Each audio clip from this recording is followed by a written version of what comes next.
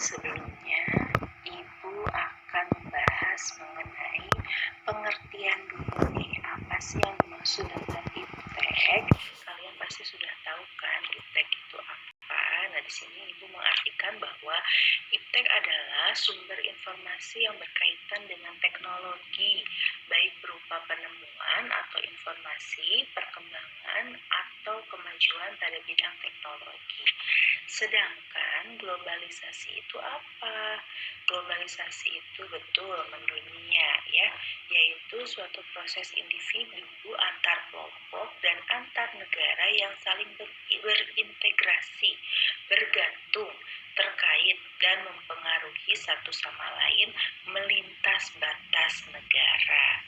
Nah, seperti itu pengertian dari iptek dan globalisasi. Mungkin kalian juga bisa mengartikan sendiri apa itu iptek dan globalisasi, karena iptek dan globalisasi sudah nggak asing lagi kan di telinga kita ya.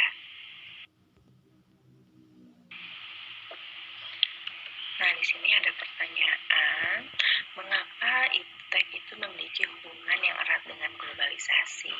Di sini karena iptek mulai berkembang pesat setelah ditemukannya internet, di mana setelah adanya internet dan juga satelit, negara-negara itu dapat berkomunikasi dengan baik dan juga cepat gitu.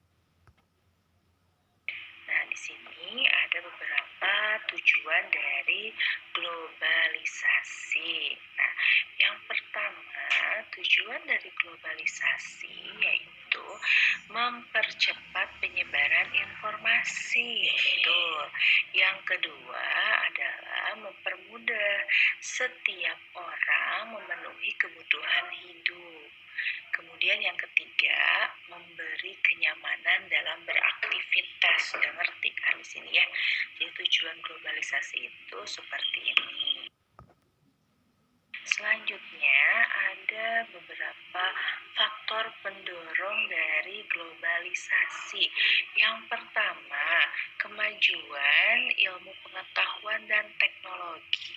Nah, adanya kemajuan dalam bidang ilmu pengetahuan dan teknologi ini menjadi sangat penting dalam mendorong terjadinya globalisasi, karena kemajuan ini berpengaruh atas kemajuan peradaban manusia. Dahulu, orang perlu menunggu lama untuk berkomunikasi dalam jarak jauh. Tapi dengan adanya perkembangan ilmu pengetahuan dan teknologi, komunikasi jarak jauh tak lagi menjadi kendala kan. Nah, sekarang kan ada internet, kemudian ada handphone, ada email, dan lain sebagainya. Jadi nggak perlu nunggu lama gitu kan untuk berkomunikasi dengan teman, kerabat, keluarga yang jaraknya jauh. Kemudian yang kedua, sistem ekonomi terbuka yang dianut oleh banyak negara. Nah, dengan dianutnya sistem ekonomi terbuka oleh banyak negara, artinya di sini proses perdagangan antar negara itu menjadi lebih mudah.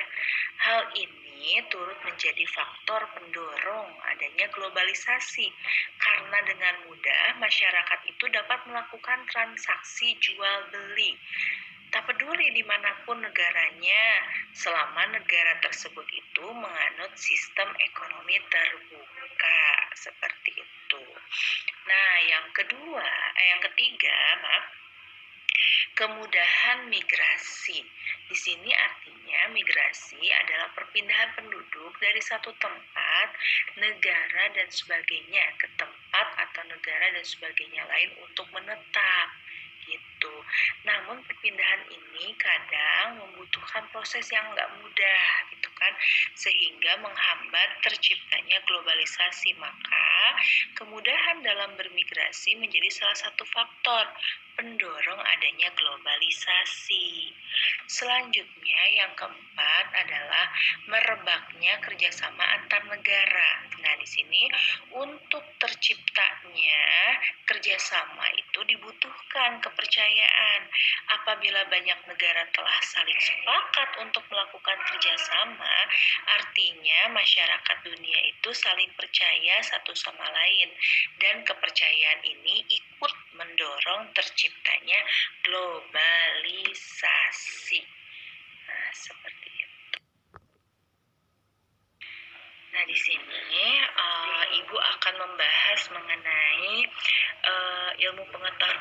teknologi. Yang pertama, teknologi luar angkasa dan persenjataan. Yang kedua, teknologi komunikasi dan informasi. Yang ketiga, teknologi transportasi dan seperti apa dampaknya, baik itu positif maupun negatif. Di buku paket itu nggak dibahas ya mengenai teknologi luar angkasa, persenjataan, komunikasi, dan juga informasi. Nah, Ibu akan bahas sepintas di sini kan. Nah, di sini Ibu akan bahas mengenai sejarah perkembangan teknologi luar angkasa dan persenjataan. Sebelum kita mengenal lebih jauh mengenai teknologi luar angkasa dan persenjataan, kita harus memulainya dari sejarah teknologi luar angkasa dan persenjataan itu sendiri. Sejarah merupakan hal penting karena semua yang terjadi, berjalan dan berkembang di dunia ini tidak akan bisa terlepas dari masa lalu. Nah, di sini teknologi luar angkasa adalah teknologi yang digunakan untuk pergi dan mengambil objek dari luar angkasa. Sedangkan luar angkasa atau dikenal juga dengan istilah antariksa adalah bagian luar dari atmosfer yang merupakan hamparan kosong dan hampa udara. Nah, pada masa perang, teknologi luar angkasa itu erat kaitannya dengan persenjataan. Hal ini karena secara spesifik, pengembangan teknologi luar angkasa itu bermula dari penemuan roket yang digunakan untuk menyerang musuh dari jarak jauh. Gitu. Nah, di sini sejarah teknologi luar angkasa itu dimulai oleh Jerman pada tahun 1930-an. Itu di bawah pimpinan Wernher von Braun. Nah, ini wajahnya. Nah, Wernher von Braun, beliau adalah seorang insinyur dan ilmuwan roket. Dan Wernher von Braun ini dengan timnya itu mereka berhasil menciptakan roket V2 atau agregat ya. Nah, yang keempat atau disebut juga A4 yang digunakan ini sebagai senjata Jerman pada Perang Dunia Kedua gitu ya. Nah, di sini juga Jerman membuat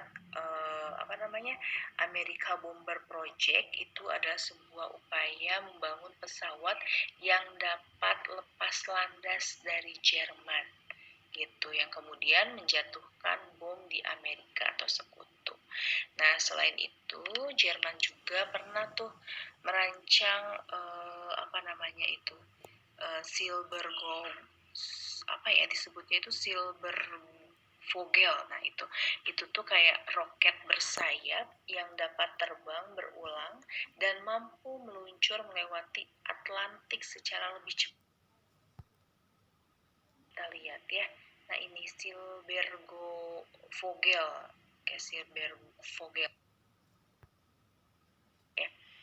Nah, sampai akhirnya nanti walaupun Jerman itu sempat menyerang kota-kota besar Eropa yang dikuasai sekutu, namun pada akhirnya nanti tuh Jerman harus mengakui kekalahannya dari pihak sekutu. Nah, nanti secara terbuka maupun tersembunyi melalui paperclip operation.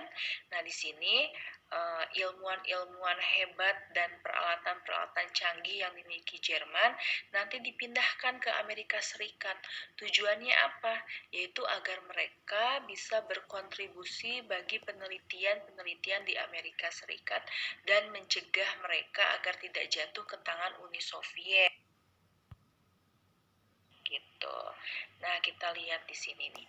Nah, ini terbukti dari para tenaga ahli Jerman yang pindah ke Amerika Serikat. Mereka itu berhasil mengembangkan disebutnya heavy water melalui Manhattan Project. Nah, mereka itu kemudian menciptakan bom atom dengan kode nama Little Boy. Pernah dengar kan ya, Little Boy dan Fat Man. Nah, itu yang dijatuhkan di kota Hiroshima dan Nagasaki, Jepang. Nah, di sini ada beberapa nama ilmuwan Jerman yang bekerja untuk Amerika Serikat. Di antaranya yang pertama ada Wernher von Braun. Nah, beliau ini adalah bekas anggota SS Nazi Jerman yang menciptakan roket V2 bagi Jerman.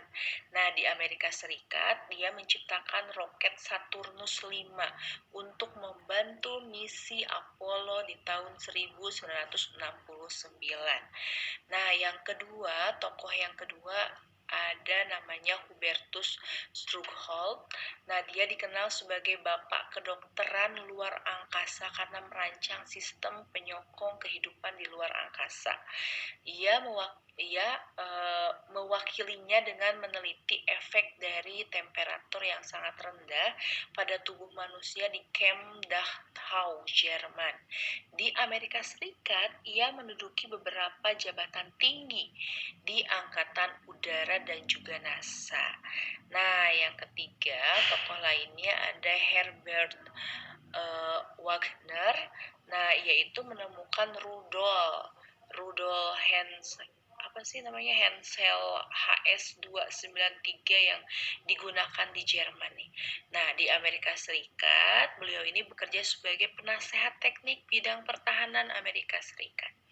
Yang keempat, tokoh lainnya namanya adalah Kurt Blom. Dia seorang dokter yang ahli dalam pengembangan senjata biologi, baik ketika bekerja untuk Jerman maupun Amerika Serikat gitu ya.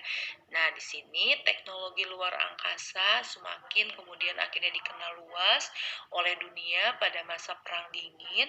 Informasi dan juga propaganda yang disebarkan oleh Uni Soviet maupun Amerika Serikat itu membuat perbincangan mengenai luar angkasa menarik untuk diikuti. Akhirnya di sini. Nah, pada tanggal 4 Oktober 1957, Uni Soviet kemudian akhirnya meluncurkan satelit pertama di dunia yang bernama Sputnik 1. Nah, tidak lama kemudian pada tanggal 31 Januari 1958, Amerika Serikat meluncurkan satelit pertamanya, itu dengan nama Explorer 1, gitu. Dan nanti tanggal 12 April 1961, Uni Soviet meluncurkan astronot pertama keluar angkasa, mengelilingi orbit bumi. Ini dia ya, namanya adalah Yuri Gagarin gitu, dengan menggunakan kapsul Vostok 1. Nanti Amerika Serikat mengikutinya. Nah, di sini ulangan lagi ya. Di sini Amerika Serikat juga kemudian akhirnya mengikuti dengan meluncurkan astronot yang bernama Alan B. Shepard. Dia menggunakan kapsul Mercury 1. Nah, ini penerbangannya hanya bersifat naik turun serta tidak mencapai orbit bumi ya. Nantinya di sini Uni Soviet kemudian kembali mengungguli Amerika Serikat dengan mengirimkan astronot mayor Jerman Stefanovic dalam penerbangan 25 jam 18 menit mengelilingi orbit bumi menggunakan Vostok 2. Nantinya Amerika Serikat pada akhirnya mampu melakukan 3 kali orbit dalam penerbangan 4 jam 56 menit diawaki oleh astronot namanya Letko John Herschel Glenn menggunakan kapsul Friendship 7 gitu ya. Nah, di sini setelah berlomba keluar angkasa dan mengelilingi orbit bumi, Uni Soviet dan Amerika Serikat kemudian melanjutkan rivalitasnya. Kali ini bulan dipilih sebagai objek persaingannya gitu ya. Yang sampai akhirnya kemudian nanti di tanggal 14 September 1959 Uni Soviet mengawalinya dengan mengirimkan satelit tanpa awak, itu menggunakan Lunik 2. Nah, satelit ini tercatat sebagai satelit pertama yang mendarat di permukaan bulan. Dan akhirnya selang 7 tahun kemudian Uni Soviet juga berhasil melakukan pendaratan lunak melalui satelit Lunik ke-9 gitu. Nanti tanggal 17 Juli 1969 Amerika Serikat mengejutkan dunia dengan meliput pendaratan manusia pertama di bulan menggunakan satelit Apollo 11 yang diawaki oleh Neil Armstrong nih, ini wajahnya, dan juga Edwin Aldrin. Nah, seperti itu ya. Jadi di sini total sejak pertama kali mendarat di bulan sejak tahun 1969 sampai tahun 1972 Amerika Serikat ini sudah mengirimkan 7 kali misi ke bulan. Begitu. Nah, perkembangan dunia luar angkasa semakin menentukan Uni Soviet dan Amerika Serikat sebagai sebuah negara yang mampu mengakses, mengeksplorasi, dan mengeksploitasi luar angkasa yang pada periode itu masih jarang tuh negara lain untuk melakukannya. Begitu. Nah, pada akhirnya di sini Uni Soviet dan Amerika Serikat bersama-sama dengan negara maju lainnya bahu-membahu membangun serta mengembangkan stasiun luar angkasa internasional. Nah, kini perkembangan teknologi luar angkasa nggak hanya menjadi monopoli dari Uni Soviet dan Amerika aja gitu. Cina, Jepang, India, dan negara-negara Uni Eropa lainnya itu tercatat serta terbukti telah berhasil mengembangkan hal yang sama. Nah, di Indonesia perkembangan teknologi luar angkasa itu berjalan lambat sih gitu kan. Tapi di sini Indonesia ya berhasil juga kan. Di tahun 1963 Indonesia mendirikan lembaga penerbangan dan antariksa, disebutnya LAPAN, yang difokuskan untuk pembuatan roket dan satelit.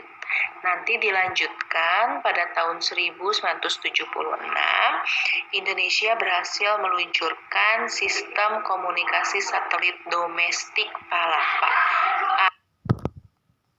Disebut juga ini dengan SKSD PALAPA. Ini gambarnya. Nah, pada masanya itu Indonesia menjadi negara ketiga di dunia setelah Amerika Serikat dan Kanada yang menggunakan satelit komunikasi gitu ya. Nah, rentan beberapa puluh tahun kemudian baru di tahun 2012 Indonesia mampu menciptakan satelit sendiri yang dinamakan nanti yaitu 8A2 atau disebut Orari. Nah, ini ya, yang pada tahun 2015 untuk pertama kalinya berhasil diluncurkan ke luar angkasa. Gitu ya. Nah, di sini untuk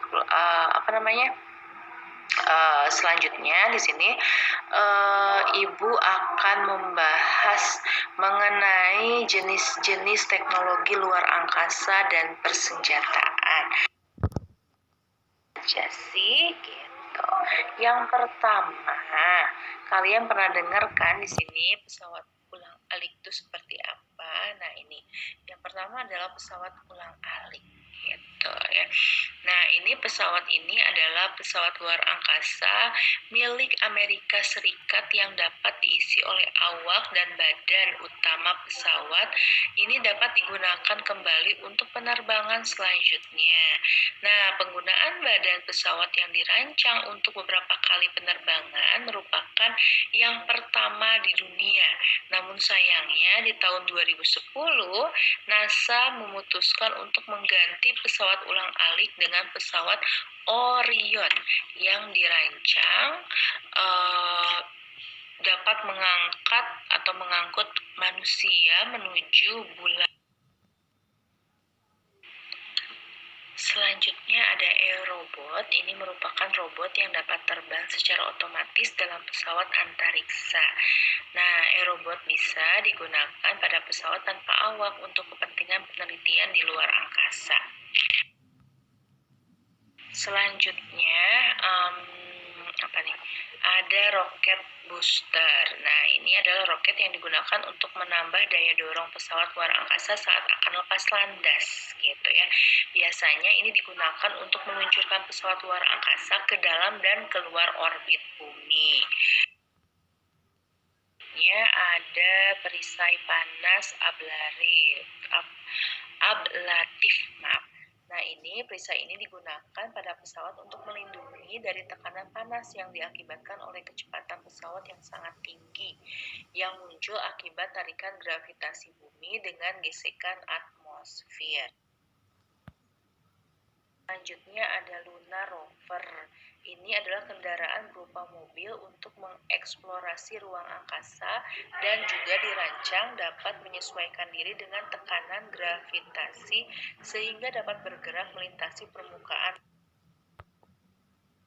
Begitu. Nah, ini ada Mars Rover ini adalah kendaraan berupa motor yang dapat bergerak otomatis dan mendorong dirinya sendiri saat mendarat di planet Mars. Gitu ya. Selanjutnya di sini ada satelit. Ini adalah benda yang mengorbit di luar angkasa dan berputar mengikuti rotasi bumi. Satelit ini digunakan untuk berbagai kepentingan, antara lain pemantauan luar angkasa, pemantauan cuaca, sistem komunikasi, militer, serta ilmu pengetahuan dan juga teknologi. Begitu ya. Nah, sekarang Ibu akan bahas mengenai jenis-jenis teknologi persenjataan.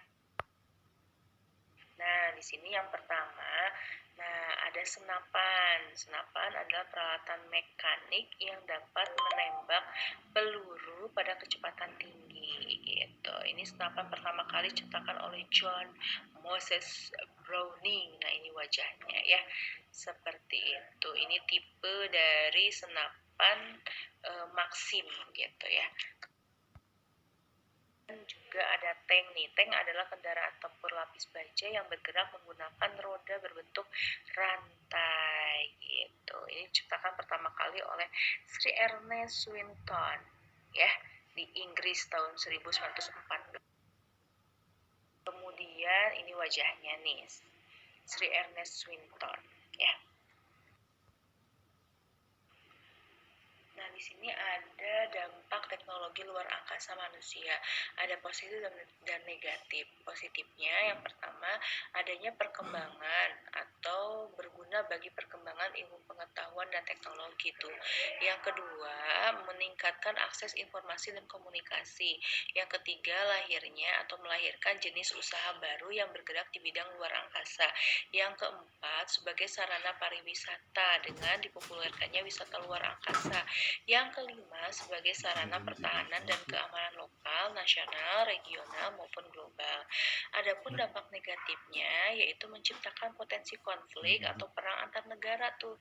Yang kedua, menyalahgunakan teknologi luar angkasa menjadi sejenis senjata pemusnah massa yang mengancam umat manusia.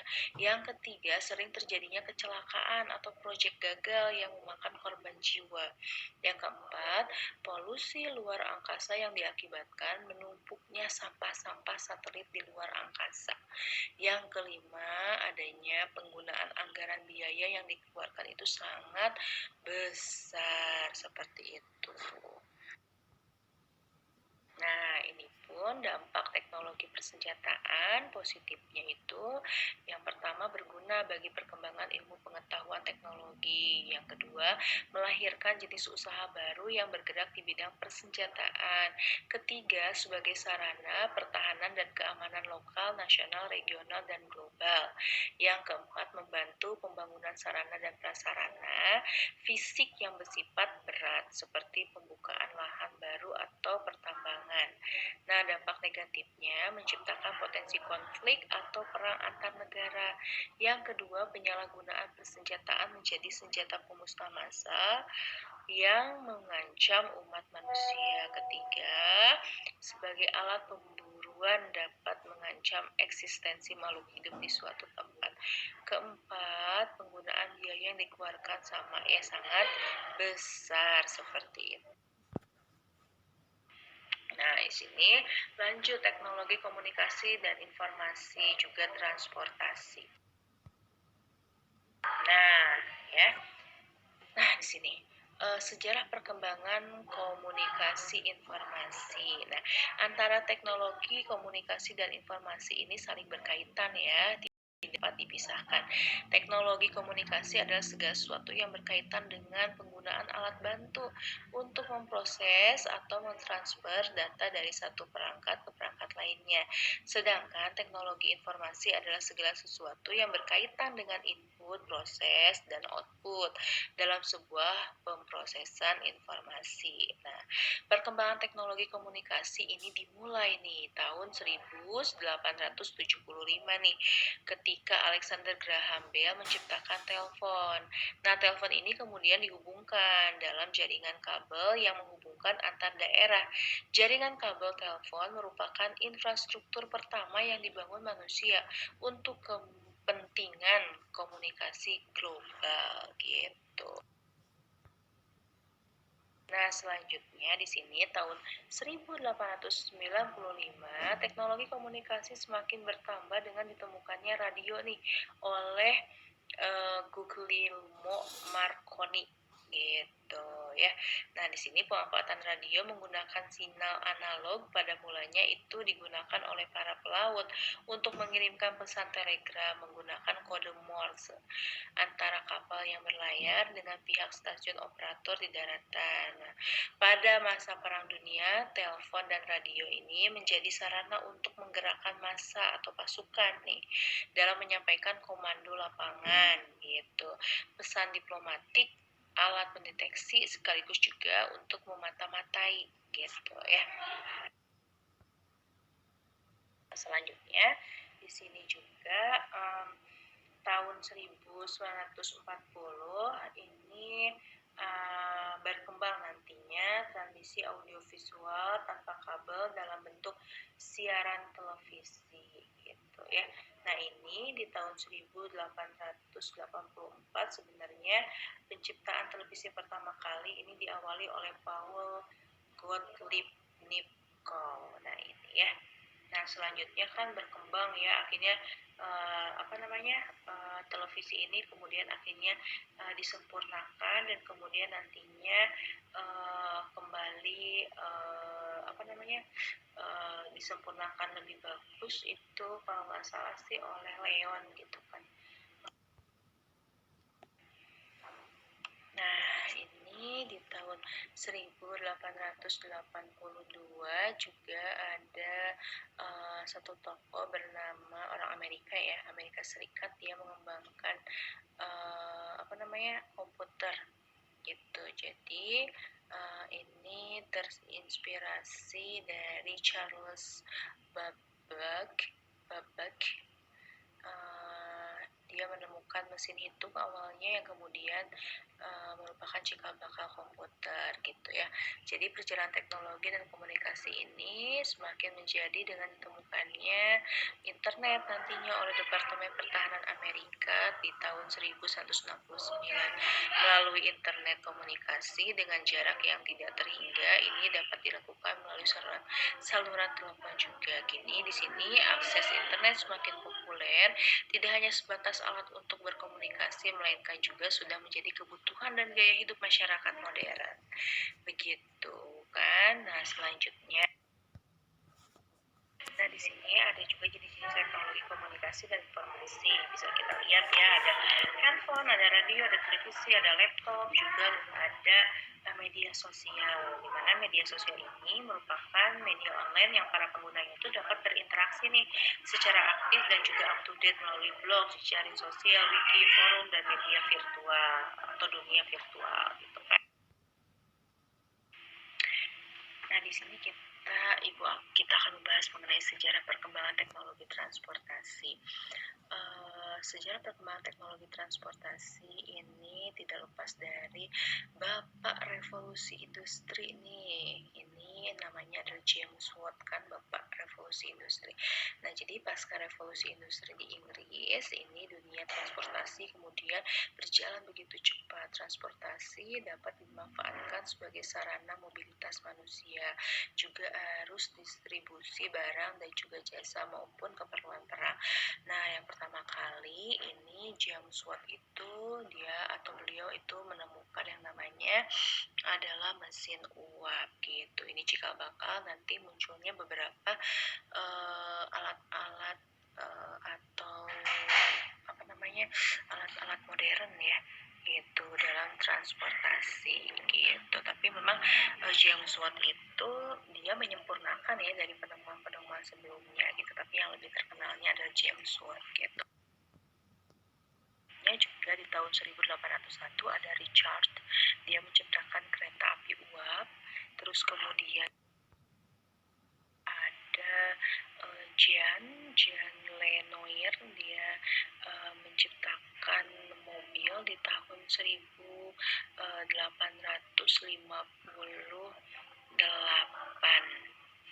Dia menciptakan mobil yang digerakkan dengan menggunakan mesin pembakaran dalam gitu.